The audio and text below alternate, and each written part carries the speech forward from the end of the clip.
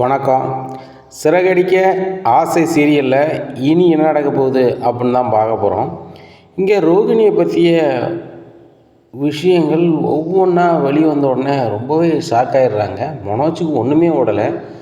ரோகிணி பார்லரை விற்றுருக்கா, ஊர் பூரா கடை வாங்கி வச்சுருக்கா, இப்படியெல்லாம் இருக்குது அப்படின்னு சொல்லி முழிச்சிக்கிட்டு இருக்காங்க. விஜயாவுக்கு ஒன்றும் ஓடலை. மீனா முன்னாடி ரொம்பவே நம்ம தலை குனிஞ்சு நிற்கமே அப்படின்னு சொல்லி முடிக்கிறாங்க. முத்தும் சிரிக்கிறாரு. நான் சொல்லலை, இந்த ஃப்ராடு பல வேலை பார்த்து வச்சுருக்கு அப்படின்னு சொல்லிட்டு, சொந்தமே இல்லாத பார்லராக சொந்த பார்லர்னு சீனை போட்டு கிடந்துச்சு. நீங்கள் சொல்ல வேண்டாம்னு சொன்னீங்க, அதனால் நான் சொல்லலை அப்படிங்கிறாங்க. இதை கேட்ட வச்சு டேய் அப்போ உங்களுக்கு 2 பேருக்கும் முன்னாடியே தெரியுமா அப்படிங்கிறாங்க. எங்களுக்கு 10 மாதத்துக்கு முன்னாடியே தெரியும் அந்த பொண்ணு பார்லர் வித்துட்ட விஷயம் அப்படிங்கிறாங்க. இதை கேட்டால் விஜயா அண்ணாமலைகிட்ட கேட்குறாங்க, ஏங்க அந்த முத்து தான் சொல்லலை, நீங்களாவது சொல்லியிருக்கலாம்ல, நான் கூட தெரியாமல் இருந்திருக்கேன் அப்படிங்கிறாங்க. விஜயா அது மட்டும் இல்லை, நிறைய விஷயங்கள தெரியாமல் தான் இருக்க. அந்த புள்ள பார்லர் வச்சதோ விற்றதோ நம்மளுக்கு எந்த பிரச்சனையும் இல்லை, அது அந்த பிள்ளையோட விருப்பத்துக்கு உட்பட்டது அப்படிங்கிறாங்க. அது எப்படிங்க சொல்லுவீங்க? நான் வீட்டு பத்திரத்தை அடமானம் வச்சுல கொடுத்தேன் அப்படிங்கிறாங்க. ஓ அப்படி சொல்கிறியா?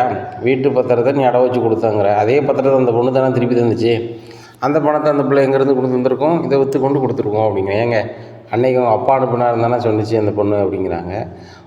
இதைத்தான் அம்மா நம்பிக்கிட்டு இருக்காங்கப்பா. இவங்களுக்கு பணம் வந்துச்சுன்னா எங்கேருந்து வருது எப்படி வருதுன்னா பார்க்க மாட்டாங்க. பணம் வந்துச்சா வாங்கி பயன்படுத்திக்கணும் அப்படி தான் பார்ப்பாங்க. மனோஜ் இதே மாதிரி தான்ப்பா இருக்கான். பொண்டாட்டியோட அப்பா பேரை கேட்டாலே என்ன பேருன்னு சொல்லதுக்கே திணறான். அவங்க வீடு எங்கே இருக்குது, ஏது விவரம், அவங்க சொந்த பந்தம் எங்கே இருக்குது, எதுவுமே கேட்கல. அப்போ புருஷன் பொண்டாட்டியாக வாழும்போது என்ன தான் பேசுவாங்களே எனக்கு ஒன்றுமே புரியல அப்படிங்கிறாங்க. டே நீ வேறு எதியில் தீயில எண்ணெய் ஊற்றிட்டு இருக்காத அப்படிங்கிறாங்க. யாரும் ஊற்றலாமா? முதல்ல உங்கள் பையனுக்கு கொஞ்சம் அறிவுரை சொல்லுங்கள்.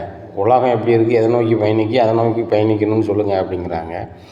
டேய் ரோஹிணி வராடா பேசிக்கொண்டா அப்படிங்கிறாங்க. ரோஹிணி கரெக்டாக வந்துடுறாங்க. வந்தோடனே வாசல் நிற்கிறாங்க. ரோஹிணி அங்கேயே நில்லு அப்படிங்கிறாங்க விஜயா. உடனே ஏன்ட்டி எங்கள் அப்பா பணம் தந்துட்டாங்க, நான் கொண்டு வந்திருக்கேன் அப்படிங்கிறாங்க. உன் பணம் தர்றதெல்லாம் இருக்கட்டும், முதல்ல உன்கிட்ட நிறைய கேள்வி கேட்க வேண்டியிருக்கு அப்படிங்கிறாங்க. ஆகா என்னன்னு தெரியலையே அப்படின்னு சொல்லிட்டு, என்ன ஆண்டி எனக்கு ஒன்றும் புரியலை அப்படிங்கிறாங்க. உனக்கு ஒன்றும் புரியாது, பேங்க்கில் எதுக்கு நீ லோன் வாங்கி வச்சுருக்க அப்படிங்கிறாங்க. சாரி ஆண்டி, அது உங்கள்கிட்ட நான் சொல்லலான்னு நினச்சேன், மனோஜ் சொல்லிட்டாரா அப்படிங்கிறாங்க. மனோஜ்லாம் சொல்லலை, பேங்க்லேருந்தே வீட்டுக்கு வந்துட்டாங்க அப்படிங்கிறாங்க. உடனே சாரி ஆண்டி, நான் என் ஃப்ரெண்டுக்கு தான் எடுத்து கொடுத்தேன் அப்படிங்கிறாங்க. சரி அதை உன் ஃப்ரெண்டுக்கு எடுத்து கொடுத்த, உனக்கு சொந்தமே இல்லாத பார்லரை கொண்டு அடை வைக்க போயிருக்க அப்படிங்கிறாங்க. ஆண்டி இது இந்த விஷயம் உங்களுக்கு எப்படி தெரியும் அப்படிங்கிறாங்க. எப்படி தெரியுமா? உங்கள் பார்லர் ஓனர் தான் வந்துட்டு போகிறாங்க. என் பார்லரை என்ன இன்னொருத்தவங்க பார்லர்னு சொல்லி அடமானம் வச்சு பணம் வாங்கியிருக்காங்க, அவங்கள நான் சும்மா விட மாட்டேன்ட்டு போகிறாங்க. அந்த இன்னொருத்தவங்க யார் தெரியுமா? நீ தான். அடுத்தவங்க பார்லரை எப்படி நீ இடம் வைக்கலாம்? பார்லர் விற்றதை சொல்லலை, அதை இன்னொருத்தவங்க பார்லரை நீ இடம் வச்சு 5 லட்ச ரூபா பணம் வாங்கியிருக்க, ஏகப்பட்ட வேலை பார்த்துருக்க. இதில் என் வீட்டுக்கார் பணத்தை மறைச்சி உங்கள் அப்பா பணம்னு சொல்லியிருக்கேன். இப்போ நீ 27 லட்ச ரூபா வாங்கிட்டு வந்தேன்னு சொல்கிற, உங்கள் அப்பாட்டேருந்து வாங்கிட்டு வந்தேன்னு சொல்கிற, எப்படி வாங்கினேன்னு நான் நம்ப முடியும் அப்படிங்கிறாங்க. உடனே ரோகிணிகிட்ட சுற்றி சொல்கிறாங்க, அதை வேணால் பார்த்துடலாம் ஆண்டி. இப்போ வெளியிலேருந்து பணம் அனுப்புனாங்கன்னா ஒன்று அக்கௌண்ட் அனுப்புவாங்க, அப்படி தான் செய்ய முடியும். இல்லை அங்கேருந்து வரும்போது கையில் கொண்டு வர முடியாதா அப்படிங்கிறாங்க. இதை கேட்டு ரோகிணி திருன்னு முழிக்காங்க. ரோகிணி பதில் சொல்லு அப்படின்ட்டு இருக்காங்க. ரோகிணி எந்த பதிலுமே சொல்லாமல் இருக்காங்க. ரோகிணி ஒன்று தானே கேட்கேன் அப்படிங்கிறாங்க. அப்பவும் பதில் சொல்லலை. மீனாவுக்கு சரியான காண்டாயிருது.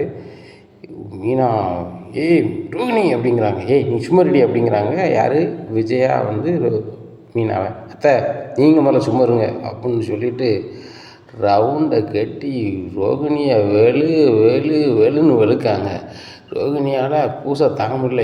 எப்பான்னுக்கிட்டு ஓடுதாங்க, அங்கே ஓடுதாங்க இங்கே ஓடுதாங்க. ஆனால் யாரும் பிடிச்ச பாடு இல்லை. இங்கே மனோஜ் ரோகிணியை மேலே கை வைக்காதன்னு சொல்லதுக்கு திரும்புதாங்க. விஜயா கடுப்பில் நிற்காங்க. ஆகா நம்ம எதுவும் சொல்ல முடியாது போலையே, அந்த மீனாக இருக்க கோவத்தில் நம்மளும் போனால் நம்மளுக்கும் வாங்க விழுந்துரும் போலையே அப்படின்னு சொல்லி முடிச்சுக்கின்னு இருக்காங்க. ஏய் சொல்லுடி நீ யாருடி அப்படிங்கிறாங்க.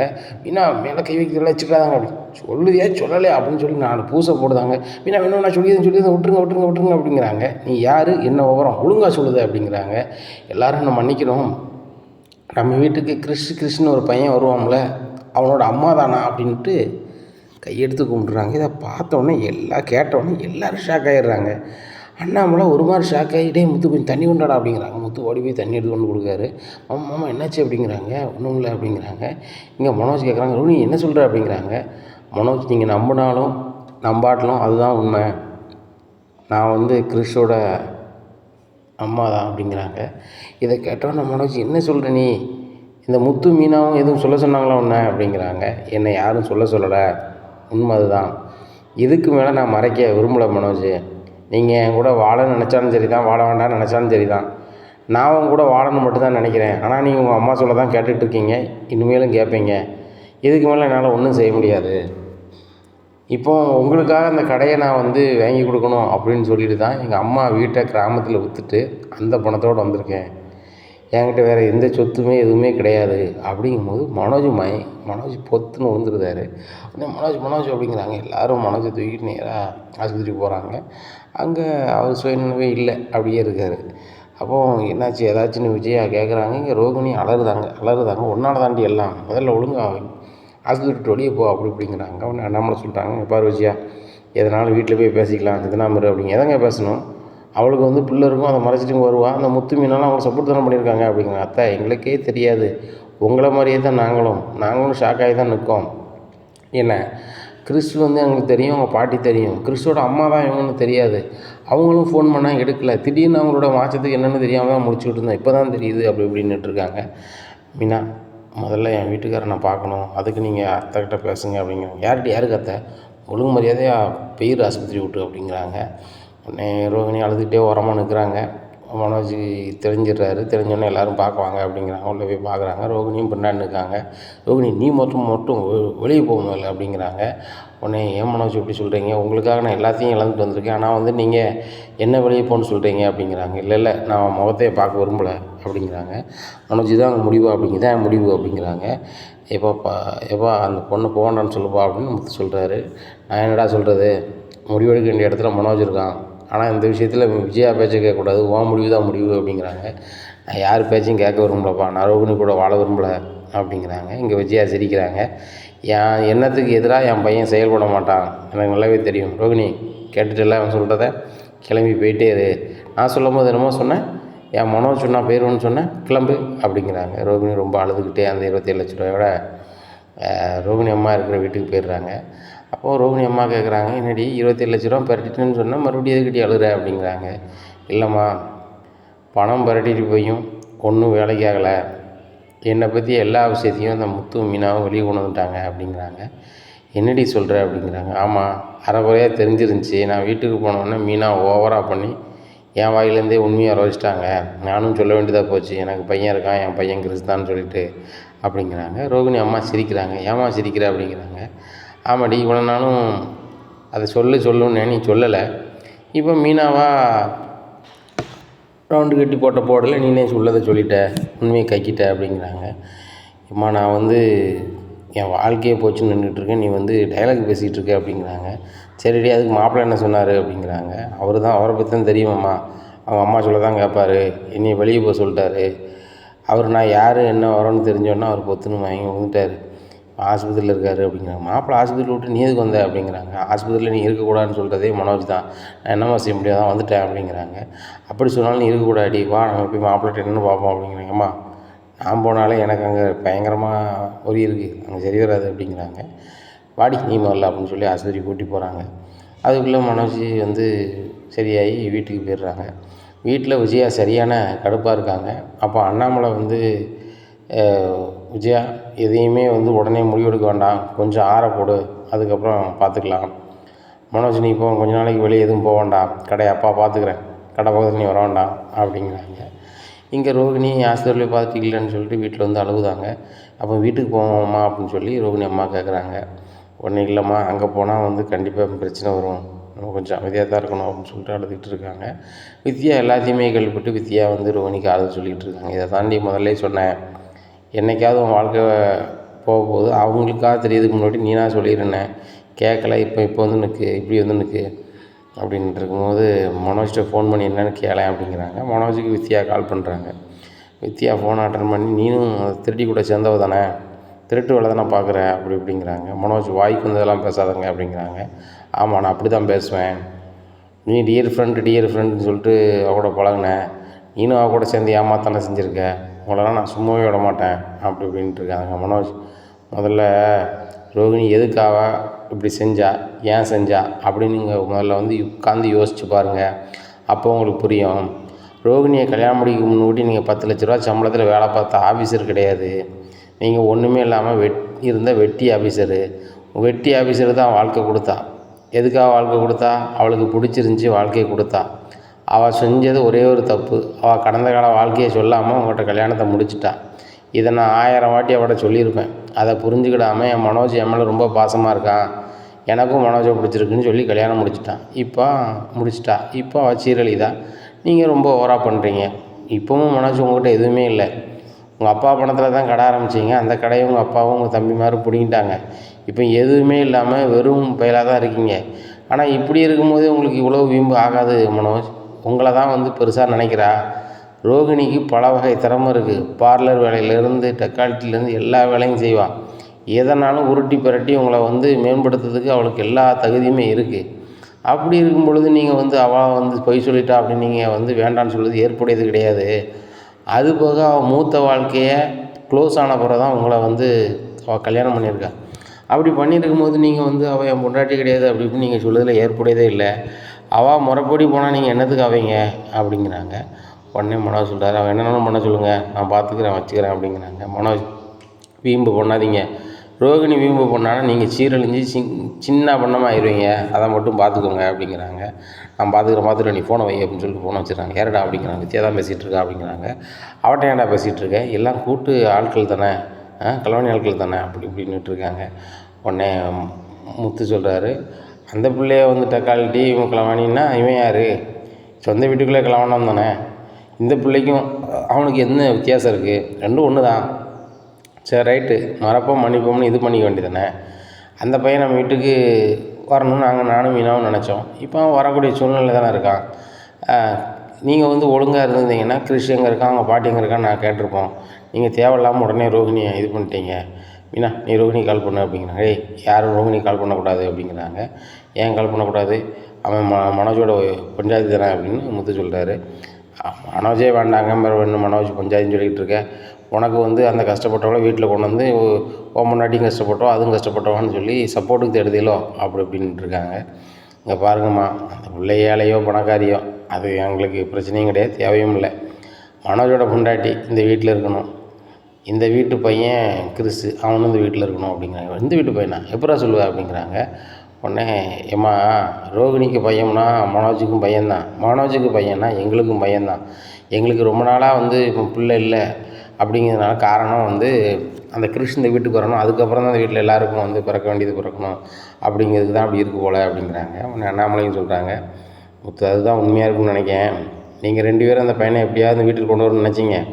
அவன் நம்ம வீட்டு பையனாக தான் இருந்திருக்கான், அது சொந்தத்தில் ரொம்ப சொந்தமாக இருந்திருக்கான் அப்படிங்கிறாங்க. ஏங்க நீங்கள் அந்த வார்த்தையை பேசாதங்க அப்படிங்கிறாங்க. விஜயா, நான் அந்த ரோகிணியை பார்த்து கொண்டு வரல இந்த வீட்டுக்கு, கொண்டு வந்தது நீ.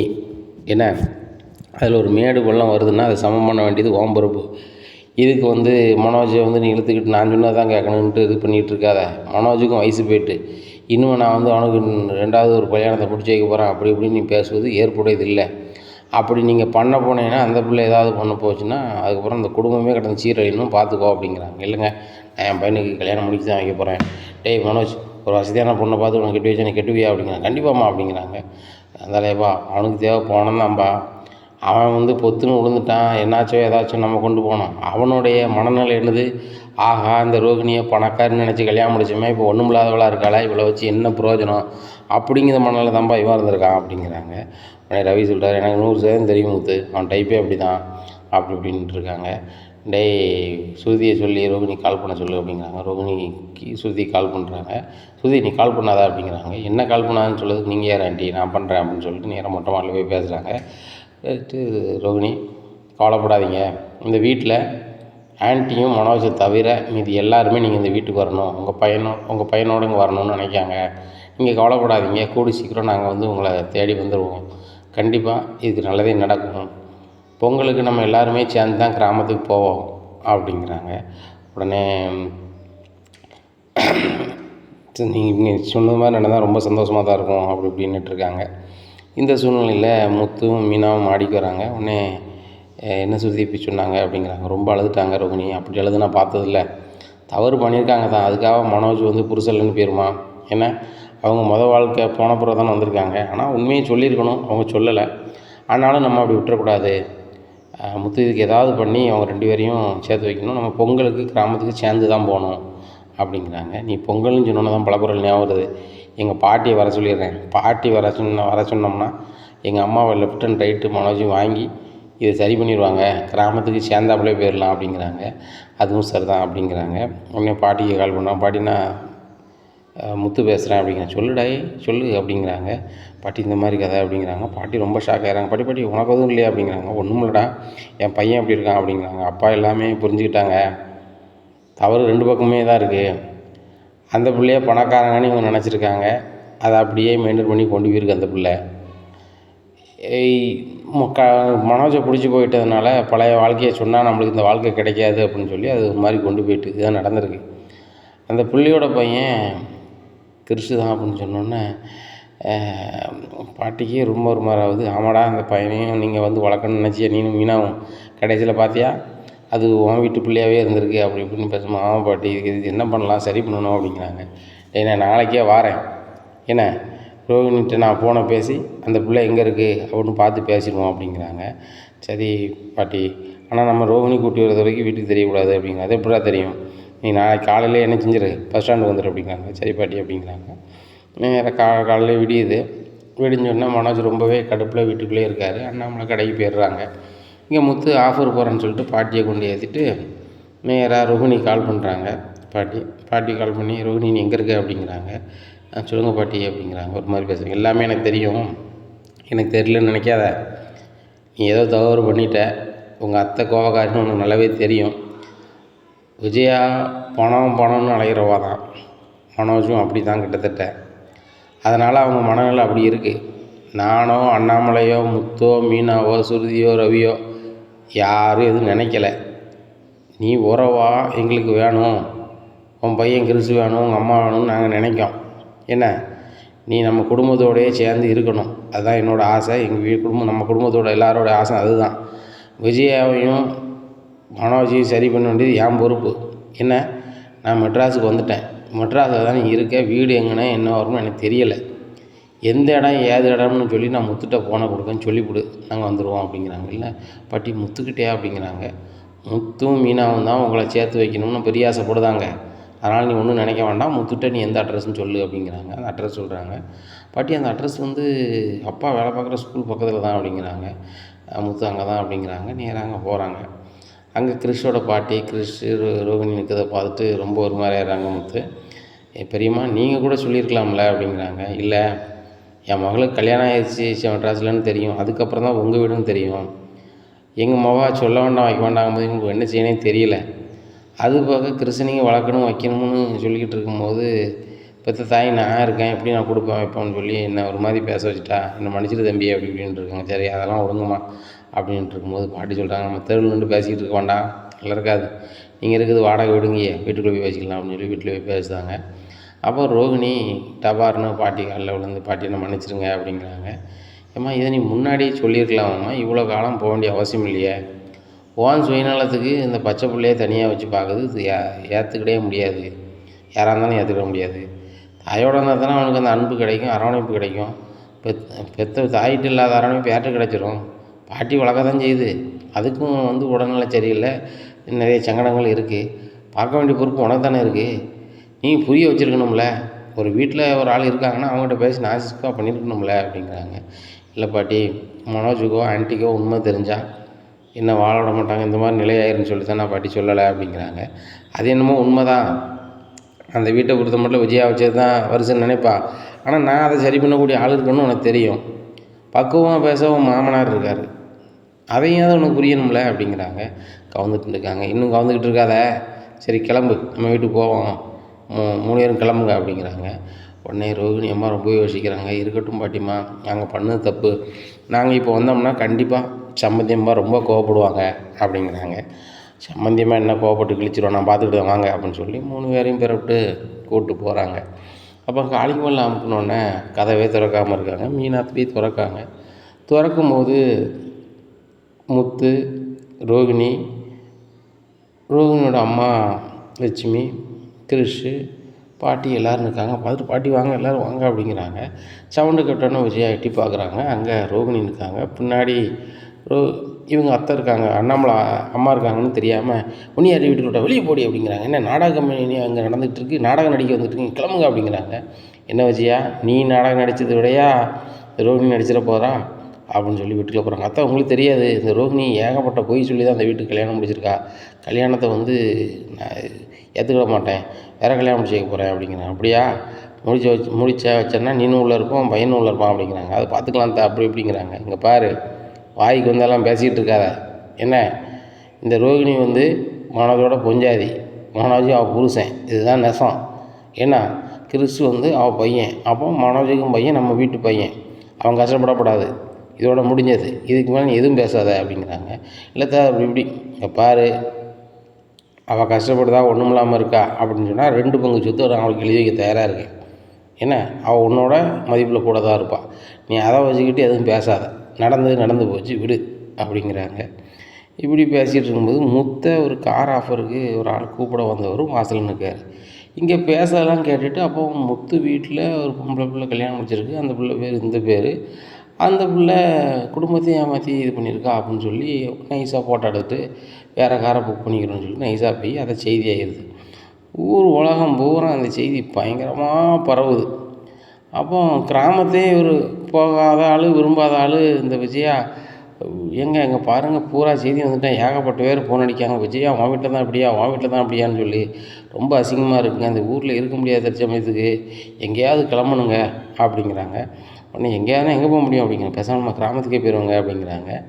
அப்போ இவங்க கேட்குறாங்க, நாச்சியார் கேட்குறாங்க, என்னம்மா கிராமத்துக்கே வரமாட்டேன், நான் சிட்டிக்குள்ளே தான் இருப்பேன் அப்படி இப்படிம்ப, இப்போ கிராமத்துக்கு போகணுங்க அப்படிங்கிறாங்க. எல்லாம் ரோகிணியால் தான் பாருங்கள், இப்போ இங்கே இருக்கவே முடியல, ஏகப்பட்ட பேர் ஃபோன் அடிக்காங்க அப்படின்னு சொல்லிட்டு இருக்கும்போது நிறைய பேர் வந்து வீட்டில் வந்து கேட்குறாங்க. எந்த பதிலும் விஜயாவால் சொல்ல முடியல. அத்தை உடனே கிளம்புதோம் அப்படின்னு சொல்லிட்டு எல்லோரும் கிளம்பி கிராமத்துக்கு போயிருந்தாங்க. இங்கே விஜயா நினைக்கிறாங்க, நல்ல வேளை கிராமத்துக்கு வந்துட்டோம், செய்தி எல்லாமே சம்மந்தியம்மா பார்த்துருப்பாங்க, வீட்டில் வந்தே கலாய்ப்பாங்க அப்படின்னு சொல்லி நினச்சிட்ருக்காங்க. அதே மாதிரி ஸ்ருதியோட அம்மா வீட்டுக்கு வராங்க, வீடு பூட்டி கிடக்கு. அப்போ ஸ்ருதிக்கு கால் பண்ணுறாங்க. ஸ்ருதிக்கு கால் பண்ணி என்னடி எங்கே இருக்கியே அப்படிங்கிறாங்க. இல்லை நாங்கள் பொங்கலுக்கு ஊருக்கு வருது மாதிரி தான் இருந்துச்சு, பாட்டி வந்திருந்தாங்க, இப்படிப்பட்ட சூழ்நிலை ரோகிணியை பற்றிய விஷயம் வந்து எல்லா பேப்பர்லேயும் வந்துட்டு அது எல்லாருக்கும் தெரிஞ்சு அசிங்கமாயிரும், நிறைய பேர் ஆண்டிக்கு ஃபோன் பண்ணாங்க, அப்போ கிராமத்துக்கு வந்துட்டோம் எல்லோரும் அப்படிங்கிறாங்க. ஓ, விஜயாட்ட வந்து யாரும் நக்கல் பண்ணிடக்கூடாதுன்னு அங்கே போயிட்டாளா, நம்ம ஏன் விடணும், கிராமத்தில் எந்த இடண்டியா அப்படி இப்படின்னு அட்ரஸை கேட்காங்க. அட்ரஸையும் கரெக்டாக சொல்லியிருந்தாங்க. அப்போ தான் சொல்லி அம்மா நினைக்காங்க, கிராமம் என்ன பெரிய தூரத்துலையா இருக்குது, நான் ஒரு காரில் வரேன், காரில் வந்து ஒன்று கார் திப்பிட்டு வரேன் விஜயா, நீ பெரிய பணக்காரி அப்படி இப்படின்னு சொல்லி சீனை போட்ட என் மருமகளை, அந்த வீட்டிலே பெரிய பணக்காரி என் மோட்டை தான் நீங்கள் கரணம் போடணும் எல்லோரும், நீங்கள் என்னன்னா அந்த ரோகிணி பெரிய பணக்காரி அப்படி இப்படின்னு புல்டப் பண்ணிகிட்டே இருந்தீங்களா விடமாட்டேன் அப்படின்னு நினைக்காங்க. இங்கே பாட்டி வந்து சொல்லுதாங்க, வீட்லேயே இருக்காதுங்க எல்லோரும், மனசுக்கு ஒரு மாதிரி இருக்கும், விவசாய நிலத்துக்குலாம் வாங்கினா அங்கங்கே கூப்பிட்டு போகிறாங்க. ரோகிணி வீட்டை விட்டு வெளில போக மாட்டாங்க. இப்போ பாட்டி சொல்லது கேட்டால் தான் நம்ம வாழ்க்கை தப்பும் அப்படின்னு சொல்லி பாட்டி சொல்லது பூரா கேட்காங்க. இங்கே மனோஜும் விஜயாவும் ஒரு அணியில் நிற்காங்க, மீதி எல்லாம் ஒரே அணியில் இருக்குது. அப்போ தான் ரோகிணி நினைக்காங்க, நம்ம இந்த முத்து மீனாவையும் தப்பாகவே நினச்சிக்கிட்டு இருந்தோம், இப்போ பார்த்தா இனி சேர்த்து வைக்கிறதா இருக்கட்டும், வாழ்க்கையை திரும்பி கொண்டதாக இருக்கட்டும், இவங்க தான் கொண்டு வராங்க, நம்ம நினச்சது தான் தப்பாக இருக்குது அப்படின்னு சொல்லி வருந்தி நிற்காங்க. அப்போ ரோகிணி அம்மா சொல்கிறாங்க, கல்யாணி, நான் உங்கள்கிட்ட சொன்னோம்ல, உனக்கு ஒரு பிரச்சனைன்னு வரும்போது உனக்கு கண்டிப்பாக சப்போர்ட்டாக அந்த முத்து மீனாவும் இருப்பாங்க, அவங்க உன் வாழ்க்கையை வந்து அப்படியே விட்டுற மாட்டாங்க, கண்டிப்பாக வந்து நீ நல்லா இருக்குன்னு நினைப்பாங்கன்னு சொன்னோம்ல, இவங்க இந்த கோணத்தில் இருக்க போய் தான் இவங்களை விட்டு கொடுக்காமே பேசினேன், உனக்கு தான் புரியலை, இப்போமாவது புரிஞ்சுக்கிறியா அப்படிங்கிறாங்க.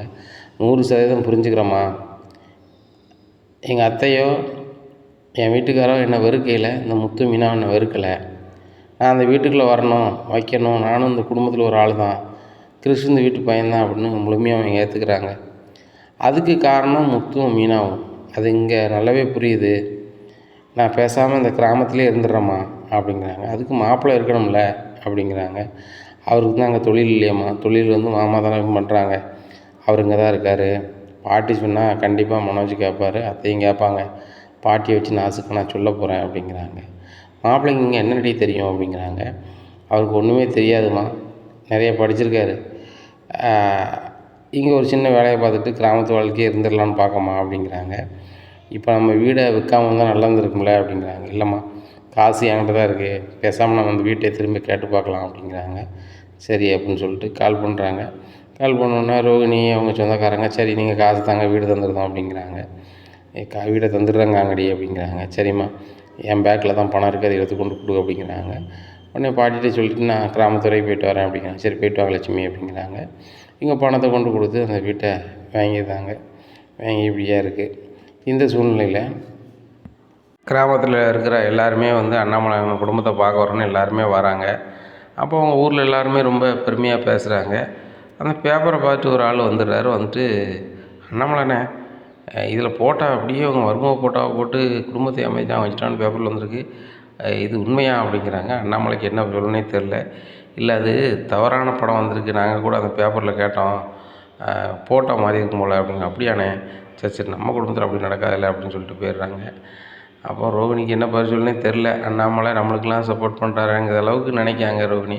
அப்போன்ட்டா முறையாக அண்ணாமலை காலில் விழுந்து, என்னை மன்னிச்சிருங்க மாமா, நான் கூட இந்த வீட்டில் வந்து சவுண்டு பார்ட்டின்னா நம்ம ஆன்ட்டி மட்டும்தான், ஆன்ட்டியை வந்து நம்ம கவர் பண்ணால் மட்டும் போதும், மற்றவங்கள ஏன் நம்ம மதிக்கணும் அப்படின்ற மாதிரி இருந்தேன். ஆனால் நீங்கள் அடுத்தவங்க முன்னாடியே விட்டு கொடுக்காம, அது நான் கிடையாது, என் மருமகளும் அப்படி கிடையாதுன்னு சொன்னீங்க அப்படிங்கிறாங்க. இல்லைம்மா, அப்படி ஒன்றா விட்டு கொடுக்குற அளவுக்கு ஆள் இல்லைம்மா, நீனும் நம்ம குடும்பத்தில் உள்ள பொண்ணு தான், என்ன குடும்பத்துக்குள்ளே போய் சொல்லக்கூடாது, இது ஒரு பாடமாக எடுத்துக்கிட்டு கரெக்டாக இருமா என்ன. அதே மாதிரி நம்மளுக்காக ஒரு பச்சை பிள்ளையாக தனியாக விலைக்கு வைக்க பார்க்கறது பாவம்மா, அதனால் பக்கத்துலேயே வச்சுக்கோ. யார் என்ன சொன்னாலும் நீ உண்மையை சொல்லியிருக்கணுமா. உண்மை தான் வந்து கடைசி வரைக்கும் நின்று பேசும். பொய்மை வந்து தற்காலிகமானது. நிறைய ஒரு பொய்யை மறைக்கிறதுக்கு சொல்ல வேண்டியிருக்கும். அந்த நிலையை என்றைக்கும் எடுக்கக்கூடாது. முத்து மீனாவை பாருமா, அவங்க 2 பேர் கையிலையும் வந்து பெரிய அளவில் பொருளாதாரம் இல்லை, உடல் உழைப்பும் நேர்மை மட்டும் அவங்ககிட்ட இருக்கும். அதை வச்சு தான் அவங்க வந்து தன்னை அடையாளப்படுத்திக்கிறாங்க. அதே அடையாளத்தை நீ படுத்தணும். ஏன்னா அந்த மனோஜ் வந்து விஜயா மாதிரி ஜெராக்ஸில் தான் இருக்கான். அதை மாற்றணும் அப்படின்னு சொன்னால் ஒன்றை பார்த்து அவன் திருந்தணும். அந்த அளவுக்கு நீ கரெக்டாக இருக்கணும் எல்லா விஷயத்துலையும் அப்படிங்கிறாங்க. எனக்கு எல்லாமே இப்போ தான் அங்கிள் புரியுது, நான் யாரெல்லாம் கெட்டவங்கன்னு நினச்சிக்கிட்டு இருந்தனோ அவங்களாம் ரொம்ப நல்லவங்களாக இருக்காங்க அப்படிங்கிறாங்க. ஏம்மா, தூரத்துலேருந்து பார்க்கும்போது எல்லாம் பச்சை பசேன்னு தெரியும், பக்கத்துலேருந்து பார்க்கும்போது அதோட லட்சணம் தெரியும். அது மாதிரி தூரத்துலேருந்து யாரையும் பார்க்கக்கூடாது, பக்கத்துலேருந்து ஆய்வு பண்ணி பார்த்தா நம்ம யதார்த்தம் புரிய வரும். என்ன, ஒன்றும் பிரச்சனை இல்லை அப்படிங்கிறாங்க. இங்கே பொங்கல் ரொம்ப சிறப்பாக போகுது, பொங்கல்லாம் கொண்டாடுறாங்க. கொண்டாடிட்டு கிராமத்தில் இருக்க எல்லாருமே ரொம்ப சந்தோஷமாக என்ஜாய் பண்ணுறாங்க. அண்ணாமலைண்ணே, சிட்டியில் இருக்க குடும்பத்தில் இருந்து எல்லாருமே வந்து முந்தின நாள் பொங்கலுக்கு வருவாங்க, அப்படின்னு வருவாங்க. நீங்கள் முந்தின வாரமே வந்துட்டீங்க, ரொம்ப சந்தோஷமாக இருக்குது அப்படிங்கிறாங்க. பொங்கல் வந்து நம்ம தமிழர்களோட பண்டிகை, விவசாயத்தின் விளைச்சல்களோட பண்டிகை. அந்த பண்டிகையை கொண்டாடுறதுக்கு நாங்கள் முன்னக்கூட்டியே வந்துட்டோம் அப்படி இப்படின்னு சொல்லுறாங்க. இங்கே விஜயாவுக்கு சரியான கடுப்பாக இருக்குது. அப்போ எல்லாருமே விஜயாட்ட கேட்குறாங்க, என்ன விஜயா, நீ வந்து உன் மக்கள்கிட்ட ஒருத்தட்டி ஒழுங்காக பேச மாட்டேங்க, மூத்த மருமக பெரிய பணக்காரி அப்படி இப்படின்னு சொல்லுவேன், இப்போ நீ யார்ட்டையுமே பேச மாட்டேங்க அப்படிங்கிறாங்க. அவன் பணக்காரியும் கிடையாது, ஒன்றும் கிடையாது அப்படிங்கிறாங்க. என்ன என்ன என்ன அப்படிங்கிறாங்க. இல்லை இல்லை, வாயில் கோத்தில் சொல்லிட்டேன், பணக்காரி தான் அப்படின்னு சொல்லி கடந்து போயிடுறாங்க.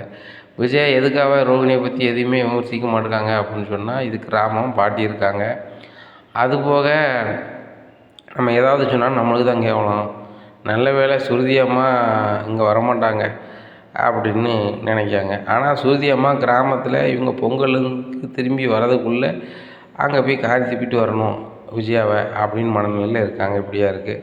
அப்போ பார்வதி ஃபோன் அடிக்காங்க. பார்வதிக்கு ஃபோன் அடிச்சு, என்ன விஜயா, உன் பாட்டில் கிராமத்தில் போய் உட்காந்துக்கிட்டேன், எனக்கு நேரப்போக்கு இல்லை நீ இல்லாமல், அது போக உனக்கு ஒரு நடன பள்ளி இருக்குது, நினைவு இருக்கா இல்லையா, அவங்க பூரா வந்து பிரச்சனை பண்ணுதாங்க, நாங்கள்லாம் வந்து நடன பள்ளிக்கு கரெக்டாக ஃபீஸு கட்டியிருக்கோம், இப்படி இருக்கும் மாஸ்டர் எங்களுக்கு சொல்லித்தராமல் இருந்தால் அது என்ன ஏமாற்றி வேலை பார்க்காங்களா அப்படி இப்படின்னு சொல்லி கேட்காங்க.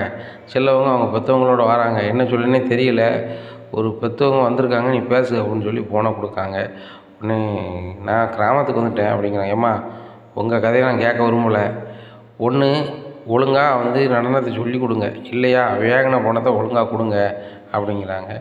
உடனே அண்ணாச்சி தப்பாக நினச்சிக்காதீங்க இன்னும் 2 நாளில் வந்துடுவோம் அப்படிங்கிறாங்க. ஓ இன்னும் 2 நாள் ஆகுமா? சரி சரி அது லாய்க்கப்படாது. நான் வேறு இடத்துல நல்ல இடத்துல வந்து நடனத்தை சொல்லிக் கொடுக்க பிள்ளைய கொண்டு சேர்த்துக்கிட்டேன். முதல்ல என் காசு வேணும் அப்படிங்கிறாங்க.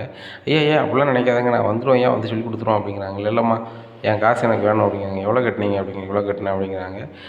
ஏ பார்வதி நீ இவ்வளோ அமௌண்ட் கொடுத்து வந்து தந்துடுறேன் அப்படிங்கிறாங்க. சரி விஜயா அப்படின்னு சொல்லி அந்த பணத்தை வாங்கி கொடுத்துட்றாங்க. இனி என்ன நடக்கும் இந்த விஜயா வீட்டில் அப்படிங்கிறத பொறுத்து வந்து பார்க்கலாம்.